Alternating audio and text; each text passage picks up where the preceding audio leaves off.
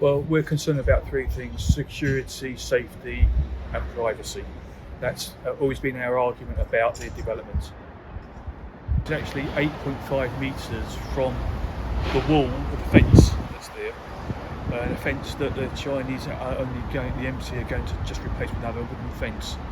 And behind that fence is going to be the final security entrance into the embassy.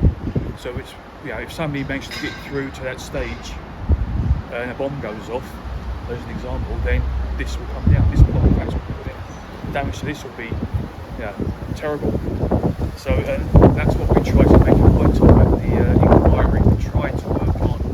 We got our Crawley report to mention about this, but the KC made big issues about it doesn't happen in London. You don't get that kind of thing. There's no evidence with the MI5 and MI6 that you're going to get anything like that. But we're saying you need to take this into account. What's happening now may not be what happens in 5 years' time. When Manchester happened, the Manchester Arena attack happened, no plans happened for it, but they should have done, and that's why there's a new kind of law coming in to try to make them more responsible. We want that same kind of thing taken into account for here, and our Crawley report demonstrates that there is an issue, and an issue needs to be taken into account based on kind of future events, potential future events.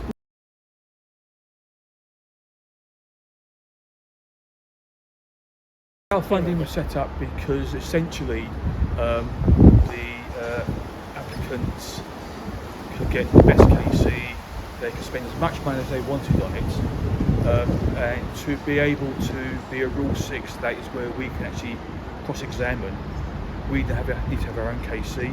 We're talking about a huge amount of money, so at the point we decided to try and crowdfund to help us get through that, and we've done very well thanks to the Hong Kongers, and we would like to thank them very much for their help, and we intend to continue fighting this application.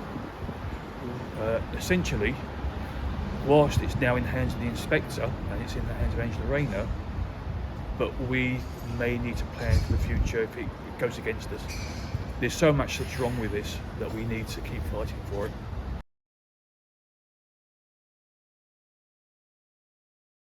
Reversal of position doesn't make any sense. And at the inquiry, the person from Arab and the person who did the crowdfunding, did the actual looking at the crowds, got completely different positions, different figures. It's quite clear that position outside the embassy is not big enough for more than 500 people. They kept saying, well, the current Chinese embassy doesn't get anything like that size. And we're saying, but you haven't taken into account the demonstrations that weren't allowed outside the embassy because there wasn't enough room, and you sent them down to Trafalgar Square, Westminster.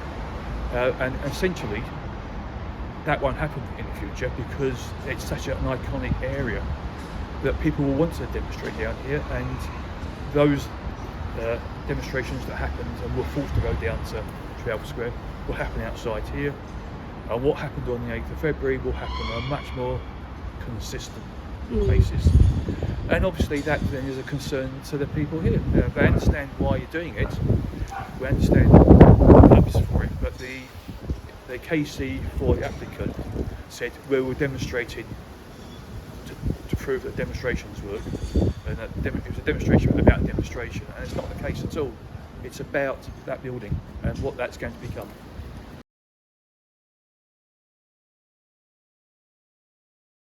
By the Met Police back in December 2024 at the Strategic Development Committee meeting, and then soon afterwards they reversed it out, saying that they got new evidence. We understand that evidence had actually come from the Chinese in the first place, the Chinese embassy, which makes the whole thing nonsense. And then when the applicants, people gave evidence about it, they had different figures, and one of them had to go away and redo the figures to make it time with the police figures. Otherwise there would have been this question that doesn't make any sense. So they went back and did that, and that's what the basis of the information was being sent up for the inspector to do. So when you have next demonstration out there, if the same thing happens, then there's more evidence that it doesn't work. Historic palaces, royal palaces, will not got an obligation or not concerned about the embassy. But on that 8th of February demonstration, the police pushed loads of demonstrators onto the other side by Tower Bridge, which is Tower Green, and the Historic Palaces organisation were really concerned about having demonstrations on that site because that's where tourists go to, and it gives a completely wrong impression. But the applicant's case sees.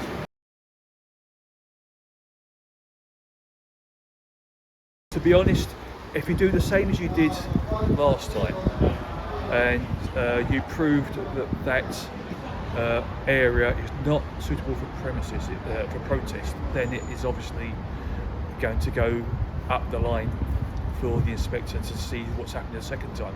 The police were well aware of that first demonstration. There were leaflets going out saying there could be up to 10,000 people there. So why weren't they prepared for that a larger crowd? They had called in police from other areas, and not the City of London police. And in fact, they'd actually expanded the area in front of the embassy for demonstrations. They actually pulled the security fences out into the first lane of the road, so they made more space for it, and it still wasn't enough. And within about half an hour of the demonstration starting, the roads had to be closed off. They lost control. 追新聞 YouTube 會籍開咗啦，歡迎加入會員撐起追新聞，多謝大家支持。